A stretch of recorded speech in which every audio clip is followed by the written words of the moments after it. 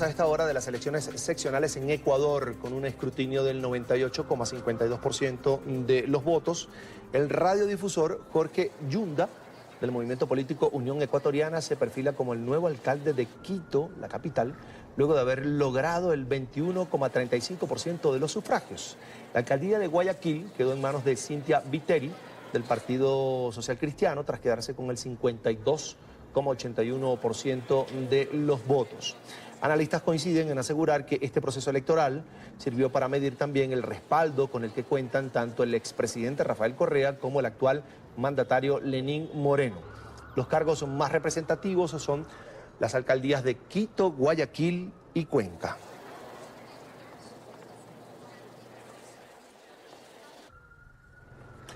Y nos acompaña a esta hora Damián Jakubowicz, es geopolitólogo y analista internacional. Allí lo tengo en pantalla. Tenga usted una muy buena tarde y sea bienvenido a NTN 24.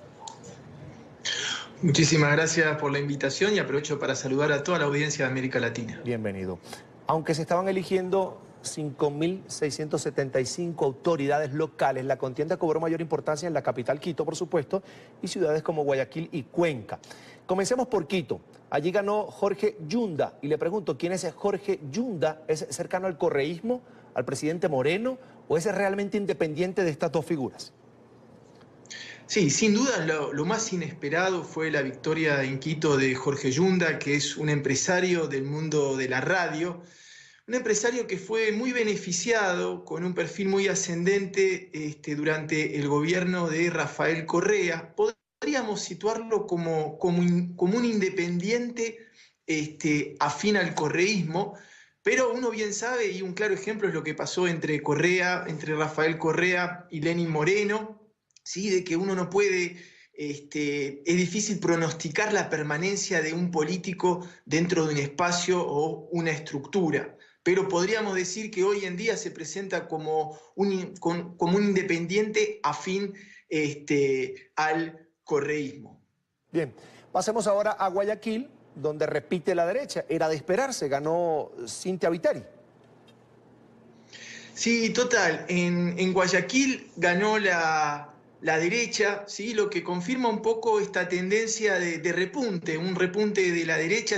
Y esto hago una nota aparte, si es que se puede seguir calificando hoy en día y podemos seguir haciendo la dicotomía entre izquierda y derecha, hoy podemos decir que sí, que la derecha ha repuntado en Ecuador, tal vez favorecida por lo que pasa también en el resto de la región, por una crisis económica que castiga a Ecuador y que hasta ahora el gobierno de Lenín Moreno no ha sabido dar algunas respuestas de las que estaba esperando la población.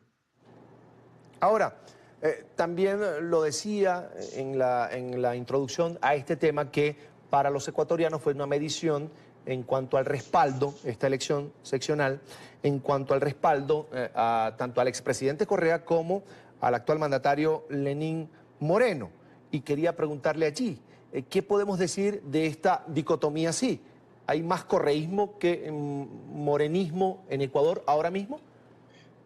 Es muy importante lo que usted señala porque la trascendencia de estas elecciones seccionales iba mucho más allá del movimiento de fichas municipales y provinciales, ¿sí? Ha sido la primera llamada a las urnas desde que Rafael Correa dejó la presidencia y que su sucesor Lenín Moreno rompió con todo el legado del socialismo del siglo XXI. Y estas elecciones servían para resolver una incógnita, ¿sí? Que era saber si Rafael Correa seguía siendo o no una figura de peso en el tablero político ecuatoriano o si se había dado vuelta definitivamente la página del correísmo en Ecuador. Tal vez los anticorreístas más acérrimos podrían arguir que los aliados de Correa no pudieron ganar en las tres alcaldías más importantes del país, que son Quito, Guayaquil y Cuenca, que le dieron la espalda a los partidos del expresidente. Eso es una posibilidad del análisis, pero la conquista de ciudades y provincias claves por parte del correísmo y hay que propio, yo creo que envía un claro mensaje a sus opositores. Ecuador aún no ha pasado la página con Rafael Correa, habrá que seguir habrá que seguir de cerca cómo sigue esta historia. Es decir, no es un fenómeno político Lenín Moreno, el actual presidente, que ha dado los cambios que de alguna manera se están viendo en el Ecuador. Sí, es cierto. De todas maneras sabemos que generalmente, y esto es una tendencia regional, en las elecciones seccionales, ¿sí? Generalmente es mucho más difícil presentarse como por parte del oficialismo, ¿sí? Y Lenín Moreno en estos momentos lleva la espalda de la presidencia en Ecuador y, como le decíamos anteriormente, ha dado alguna respuesta y otra todavía la población le sigue solicitando, y tal vez estas elecciones han marcado, salvo en algunas regiones geográficas precisas, seguramente Lenín Moreno tendrá que replantear un poco su estrategia política para lo que viene. Ahora, usted tocaba un punto interesante, y ese, normalmente en esta región se habla de derechas e izquierdas, y uno pregunta, bueno, pero ¿por qué una candidata como Cynthia Viteri, del Partido Social Cristiano, tiene que ser colocada hacia la derecha? ¿Qué está pasando? ¿Por qué en algún momento llegamos a ese punto? O eres de derecha o eres de izquierda, no puedes tener otra ideología, otra visión de país, otra visión del ciudadano, otra visión de servir al ciudadano.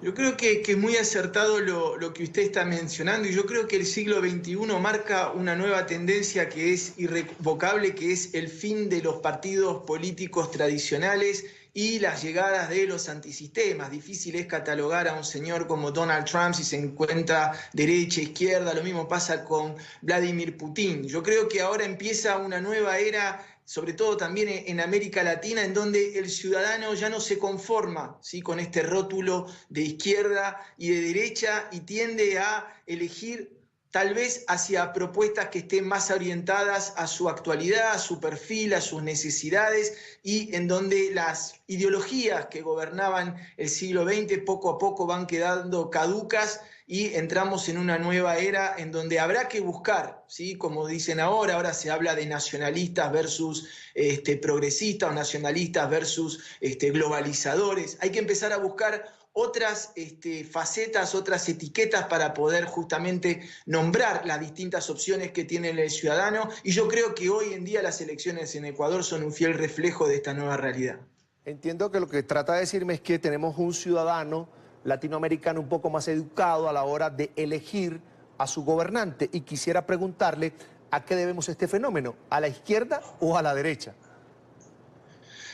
Yo creo que este fenómeno se debe a que reiteradas veces, porque uno sabe que los partidos de derecha y de izquierda han conquistado el poder cíclicamente en América Latina, y en épocas de crisis hemos visto que ninguno de los dos han sabido dar respuestas, ¿sí?, al ciudadano, al pueblo, para poder de alguna manera ayudarlo a mejorar en su cotidiano. Entonces empieza a haber un poquito el fin de estos discursos, y además porque empiezan a emerger, ¿sí?, otros nuevos paradigmas, que son los paradigmas, por ejemplo, como la ecología, ¿sí?, como el género, ¿sí?, que son nuevos paradigmas que inquietan muchísimo al ciudadano, pero que son de alguna manera transversales a estos viejos modelos políticos de izquierda y derecha a los cuales estábamos acostumbrados.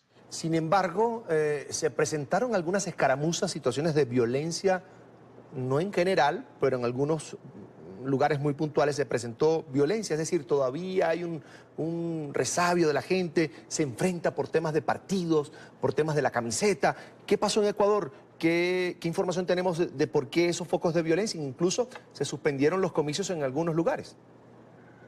Yo creo que eso también tiene que ver con una manera, no creo que sea propio a Ecuador. Yo creo que el balance general en Ecuador de estas elecciones ha sido bastante bueno en lo que es un proceso democrático. Sin embargo, efectivamente nunca puede faltar algunos hechos de violencia aislados. Después habrá que ver cuánto se difunden, cuánto se mediatizan estos efectos de violencia. Pero no creo que sea propio tampoco ni América Latina. Fíjense hoy en día lo que está pasando en lugares como Francia, con los chalecos amarillos, donde todos los sábados se repiten situaciones de violencia que nosotros mismos consideraríamos inadmisibles en nuestros países. Se ha dado también un retraso por parte del ente electoral en la entrega de resultados, pero yo creo que la ciudadanía también debe entenderlo. Son 5.675 cargos. Es Damián Jakubowicz, geopolitólogo y analista internacional, a quien le agradecemos por estos minutos para NTN 24. Fue un gusto. Muchísimas gracias y como siempre a la orden para lo que necesiten. Hasta la próxima.